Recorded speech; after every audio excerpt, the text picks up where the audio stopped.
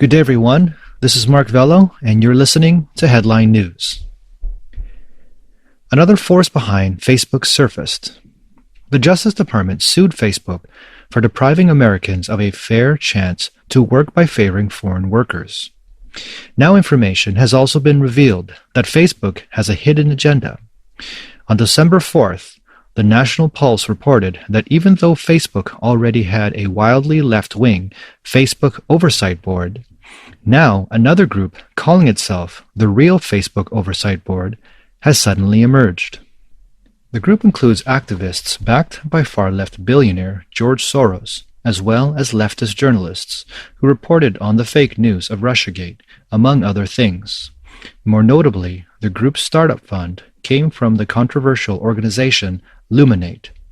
This progressive left-wing group was funded by eBay founder Peter Omidyar. Omidyar donated sizably to the Never Trump group and has close ties to key figures in the Lincoln Project. He also gives to the Democratic congressional and senatorial campaign committees. The purpose of the Real Facebook Oversight Board is very clear, which is to use Facebook to influence the U.S. election. The group recently announced its first decision to ban former White House chief strategist Steve Bannon from using the Facebook platform. This group is based in the UK. Their goal is to influence U.S. politics, including the U.S. election. This includes many high-profile far left-wing activists. These individuals are known for spreading fake news and false information, especially during and after Brexit. Carol Cadwalader is a member of the Real Facebook Oversight Board. She is an activist who often publishes fake reportings in the British newspaper The Guardian. The aforementioned Luminate organization works with George Soros' Open Society Foundation. Luminate pledged nearly $300,000 USD to the group, alongside with other philanthropic endeavors. The members of the Open Society Foundation have intricate ties with the Obama administration. They are also affiliated with Smartmatic, the recently controversial voting machine company. The Open Society Foundations is led by Patrick Gaspard, who was favored by Soros. Gaspard was once a top aide to Barack Obama when he served as the executive director of the Democratic National Committee. It was announced that British diplomat Lord Mark Malloch Brown will succeed Gaspard as president at the beginning of next year. This agrees with the information released by President Trump's personal lawyer, Rudy Giuliani. He exposed that Malloch Brown is the chairman of SGO Corporation Limited, Smartmatic's parent company, while he is also second in command at George Soros' company. It is no coincidence that, last month, Peter Neffinger, the chairman of Smartmatic, was appointed to be a member of Joe Biden's transition team. Despite being based in the UK and trading under the name All the Citizens, the group states one of its aims is to make sure the Biden-Harris White House doesn't become another lapdog for big tech. By lapdog, they mean failing to use government force to make big tech companies ban right-wing ideas and personalities. The Real Facebook Oversight Board believes that Facebook's current official Facebook Oversight Board, which is 95% anti-Trump and more than 75% non-U.S. citizens, has failed to successfully censor election-related content. According to a document released by the news site Axios, the Real Facebook Oversight Board says it knows how to make noise, to silence adversaries and force censorship from high-tech giants.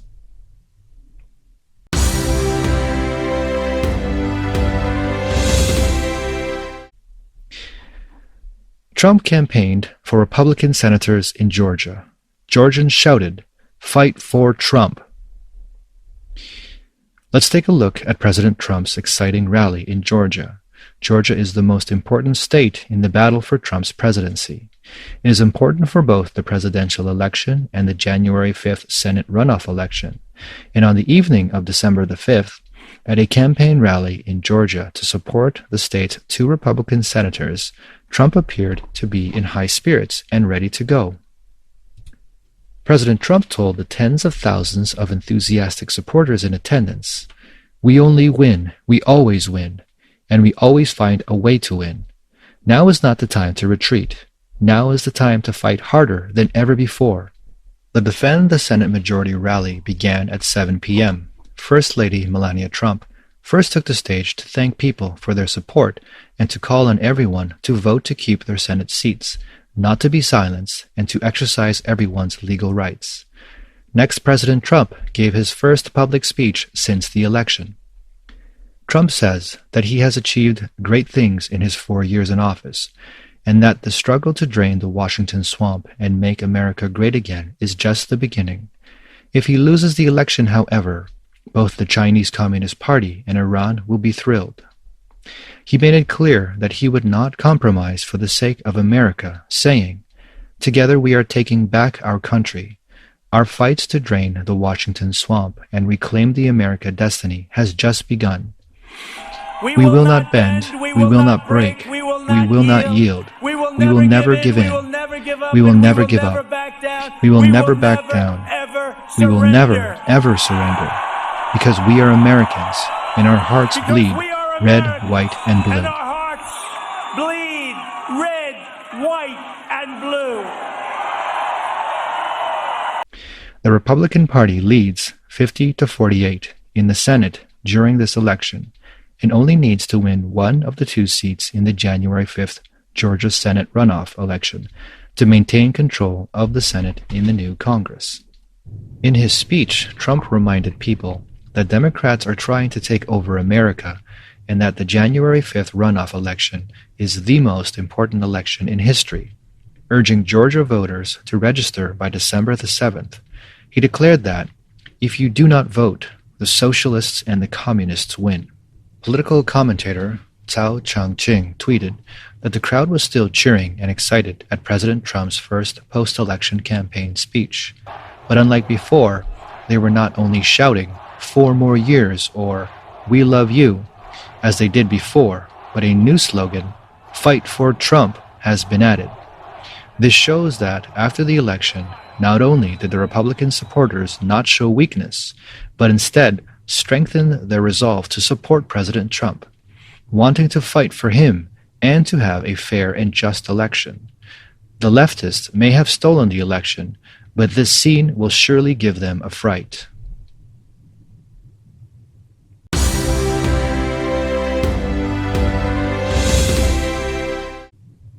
Cruz urges the Supreme Court for emergency hearing on the Pennsylvania election case. In the meantime, President Trump's team remains unrelenting in its fight for a fair election. Jenny Beth Matin, leader of the Tea Party Patriot, announced on Twitter on December 5th that President Trump's team had filed a lawsuit against the state of Georgia, urging the court to order a re-election in the state. On the same day, Senator Ted Cruz issued a statement supporting the Republicans' appeal of Pennsylvania's election results to the Supreme Court and calling for an emergency Supreme Court session. Texas Republicans said they were challenging the election results in Pennsylvania, and an emergency appeal has been filed with the U.S. Supreme Court. They raised serious legal questions and urged the Supreme Court to hear the case as soon as possible. Cruz noted that Pennsylvania's constitution requires an in-person vote. However, changes to the law made by the state legislature last year violated the state's constitution. He said that it's not healthy for our democracy. The bitter division and acrimony we see across the nation needs resolution. And I believe the U.S. Supreme Court has a responsibility to the American people to ensure that we are following the law and following the Constitution. Hearing this case now, on an emergency expedited basis, would be an important step in helping rebuild confidence in the integrity of our democratic system, Senator Cruz said. He also accused the Pennsylvania Supreme Court of having political and ideological biases because of its current leftist majority composition. Cruz stated that the illegality was compounded by a partisan Democrat Supreme Court in Pennsylvania, which has issued multiple decisions that reflect their political and ideological biases.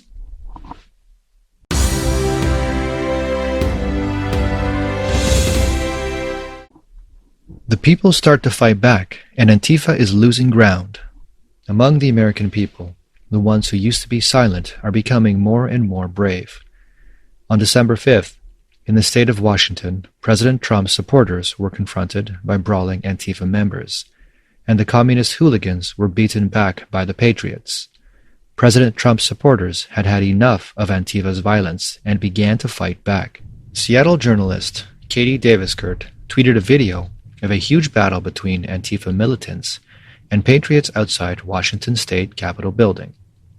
The video showed Antifa being defeated step by step as the American flag-waving crowd fought back. Other internet users coincidentally tweeted videos of patriots fighting Antifa's thugs, saying that people were outraged by the thugs' constant harassment and had reached the end of their patience.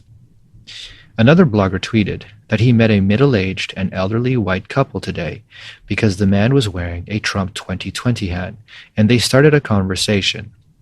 It turned out the couple was from Tennessee and said that the people there knew that President Trump had won big and that the Democrats were trying to steal the victory. They have conservative families waiting with weapons in their hands, so that once Biden becomes president, the people will take up weapons and fight them. They said that 74 million defenders of liberty, with guns in their hands, will never let the communist conspiracy of the Democratic Party succeed. This concludes today's broadcast. Thank you for your time, and stay tuned for the next headline news.